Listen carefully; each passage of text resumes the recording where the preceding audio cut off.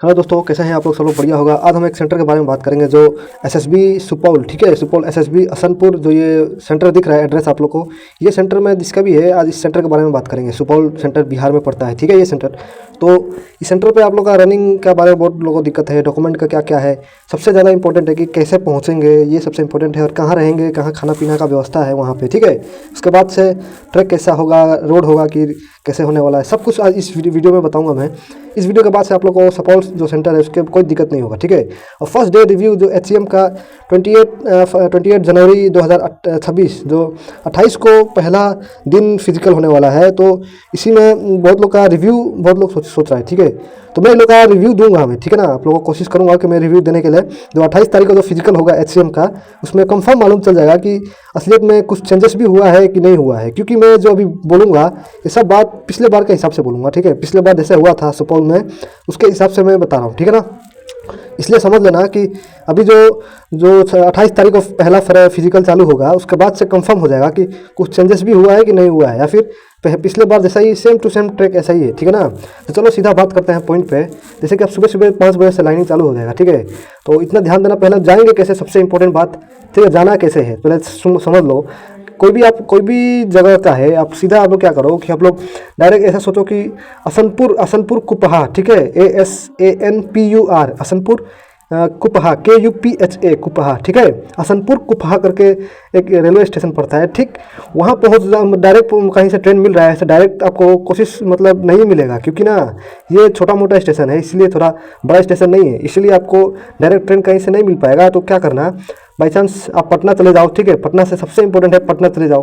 पटना से सहरसा स्टेशन चले जाओ। सहरसा से बहुत सारा ट्रेन आप लोग को अवेलेबल है असनपुर कुपहा जाने के लिए, ठीक है। ASANPUR असनपुर KUPHA कुपहा, ठीक है। अब where is my train app में चेक कर लेना, ठीक है ना भाई लोग। तो आप यहाँ पर पहुँच जाएगा। बाई चांस आप डायरेक्ट सहरसा से जाना चाहता है कोई, तो सहरसा से डायरेक्ट असनपुर, ठीक है। आप दो रूट समझो, आप डायरेक्ट दूर से आ रहा है तो समझो कि आप पटना आओ, नहीं तो पहले सहरसा आओ। बाई चांस सहरसा के कहीं मिल पा रहा है ट्रेन तो डायरेक्ट सहरसा आ जाओ।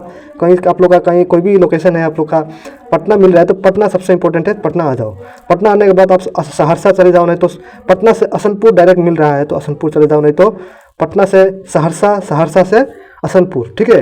अब बाई चांस आप सहरसा तक कहीं से मिल जा रहा है आप लोग का सहरसा, तो सहरसा से डायरेक्ट असनपुर कुपहा डायरेक्ट चले जाना, डायरेक्ट मिल जाएगा। मतलब असनपुर कुपहा जो सेंटर है, जो ये है, ये जो एसएसबी का जो असनपुर का जो ये है वो बहुत नज़दीक है, ठीक है ना भाई लोग। ये रेलवे स्टेशन बहुत ही नज़दीक है, आप लोग वहाँ जाके आराम से रात भर रह भी सकते हो, ठीक है ना वहाँ पे। बस ये कोशिश करना, आप अपने पास कोई पन्ना ले लेना, पन्ना मतलब प्लास्टिक टाइप में, या फिर कुछ नीचे बिछाने के लिए। बाई चांस सोना पड़ गया तो इसलिए, क्योंकि पिछले बार क्या हुआ था ना, कभी कभी कि पिछले बार में क्या हुआ था कि जो फिजिकल चला था तो उसमें क्या है कि रात को ऐसे नीचे मतलब नीचे बिछा कर भी सोना पड़ा था हम लोग को, ठीक है, सब लोग को, ठीक है ना भाई लोग। इसलिए कोशिश करना कि एक पन्ना या फिर कुछ कोई बेडशीट टाइप में कुछ ले लेना कि नीचे बिछा के सोने के लिए आप लोगों को कोई दिक्कत नहीं होगा। लेकिन रूम का भी मैं बताऊंगा, बाद में हमें मालूम चला कि रूम भी था वहाँ पे, ठीक है ना भाई लोग।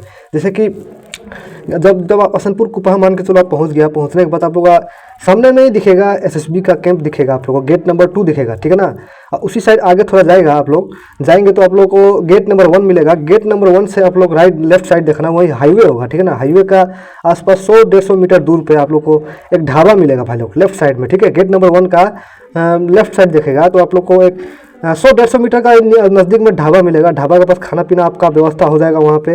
वही ढाबा वाले से बोलोगे ना कि रूम का अवेलेबल है तो खुद ही रूम प्रोवाइड करवा देगा वो लोग, ठीक है ना भाई लोग। तो इतना समझ में आ गया ना, तो रूम का सबका टेंशन खत्म, ठीक है। सीधा मैं सब कुछ बता ही दिया आपको।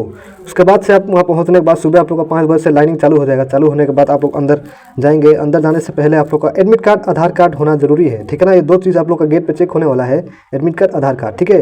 लेकिन आप लोग का कौन कौन सा डॉक्यूमेंट भी और ज़रूरी है लेके जाना। गेट पे तो सिर्फ एडमिट कार्ड, आधार कार्ड चेक करेगा, लेकिन अंदर जाएंगे तो आप लोग को फोटो भी होना चाहिए, 2-3 फोटो ले लेना, ठीक है ना भाई लोग।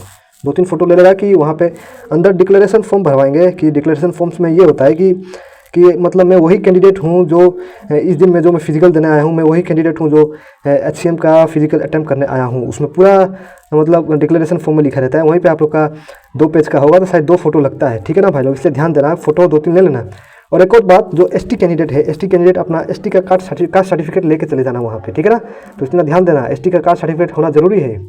उसके बाद से जब आप लोग जाएगा, अंदर जाने के बाद अंदर जाएगा आप लोग का जो बहुत लोग पूछेगा कि ट्रैक कैसा है। देखो मैं बता दे रहा हूँ, पिछले बार जो रनिंग हुआ था ना 5 किलोमीटर की रनिंग हुई थी, वो रोड पे रनिंग हुआ था भाई लोग, रोड पे 5 किलोमीटर की रनिंग हुई थी, ठीक है ना।